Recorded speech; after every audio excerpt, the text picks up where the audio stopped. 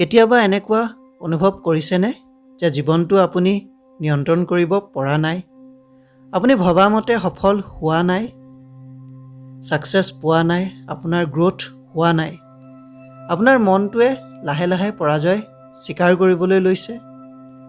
এনেকুৱা পৰিস্থিতি আহিব পাৰে যেতিয়া জীয়াই থকাৰ কোনো কাৰণ বিচাৰি নাপায়। তেতিয়া মনত পেলাওক এটা সাধাৰণ দৰ্শন।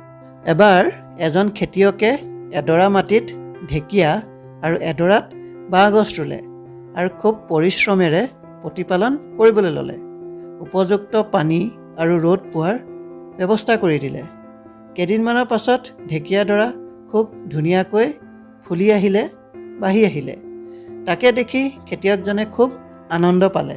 কিন্তু যিডৰাত বাঁহ ৰুইছিলে তাত একো গজা নাছিলে, একো গ্ৰোথ হোৱা নাছিলে। তথাপিতো তেওঁ সাৰ পানী দি গ'ল। এবছৰ পাৰ হ'ল, ঢেকীয়াডৰা আগতকৈও ধুনীয়াকৈ বাঢ়ি আহিলে আৰু গোটেই ডৰাটো আৱৰি ধৰিলে। কিন্তু বাঁহৰ ডৰাত আগৰ দৰে একো গজা নাছিলে, একো গ্ৰোথ হোৱা নাছিলে।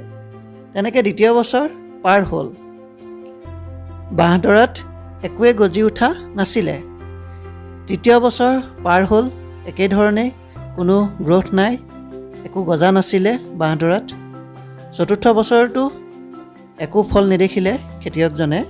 তথাপিও তেওঁ হাৰ নামানি নিয়মিত পৰিশ্ৰমেৰে বাঁহডৰা পৰিচৰ্যা কৰি গ'ল, সাৰ পানী দি গ'ল। যেতিয়া 5 বছৰ হ'ল, তেতিয়া খেতিয়কজনে দেখিলে যে বাঁহডৰাত সৰুকৈ পোখা মেলিছে, পুলি ওলাইছে। সেই পোখাৰ দৈৰ্ঘ্য বা আকাৰ ঢেকীয়াৰ আকাৰৰ তুলনাত তেনেই নগণ্য। কিন্তু তাৰ 6 মাহৰ পাছত আচৰিতভাৱে বাঁহখিনি 100 ফিটতকৈও বেছি দীঘলীয়াকৈ বাঢ়ি আহিলে, যেন আকাশ স্পৰ্শ কৰাৰ হাবিয়াস।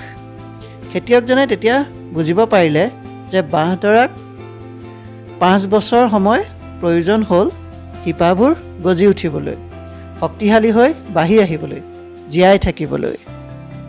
আপোনাৰ সপোন যিমান ডাঙৰ হ'ব, আপোনাৰ জীৱনলৈ প্ৰত্যাহ্বানো সিমান ডাঙৰ আহিব। The bigger your dreams, the bigger challenges you will face. The bigger the dreams, the bigger challenges you will face. Gandhi, Edison, Lincoln, Mandela এই সকলোৱে এই কথাটো জানিছিল, উপলব্ধি কৰিছিল। যিমান ডাঙৰ প্ৰত্যাহ্বান আপুনি সন্মুখীন হ'ব, তাক জয় কৰি আগুৱাব, সিমানেই আপুনি শক্তিশালী হ'ব, আপোনাৰ গ্ৰোথ হ'ব।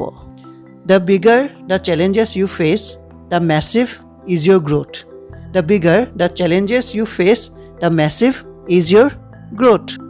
আপোনাৰ সপোন ডাঙৰ কৰক আৰু তাক পূৰণ কৰিবলৈ নিজৰ জীৱন উৎসৰ্গিত কৰক। সদায় শিকিবলৈ যত্ন কৰক, নিজৰ ওপৰত কাম কৰক, নিজৰ মানদণ্ড উন্নত কৰক। আপগ্ৰেড ইয়ৰ ষ্টেণ্ডাৰ্ড। গল্ডেন ৱৰ্ডছ, আপগ্ৰেড ইয়ৰ ষ্টেণ্ডাৰ্ড। আপুনি নিজকে কাৰো লগত তুলনা নকৰিব। সকলোৰে জীৱনৰ যুদ্ধখন বেলেগ বেলেগ। যেনেকৈ ঢেকীয়া আৰু বাঁহ একেই নহয়, কিন্তু দুয়োটাই অৰণ্যৰ সৌন্দৰ্য বৰ্ধন কৰে। আপুনি পাবলগীয়াখিনি আপুনি সময়ত পাবই। আপুনি মাথো ধৈৰ্য ধৰক, নিজৰ কৰ্ম কৰি যাওক, নিজৰ ওপৰত বিশ্বাস ৰাখক। ভিডিঅ'টো চাই যদি আপুনি উপকৃত হৈছে, তেন্তে লাইক কৰিব, শ্বেয়াৰ কৰিব আৰু চেনেলটো ছাবস্ক্ৰাইব কৰিব।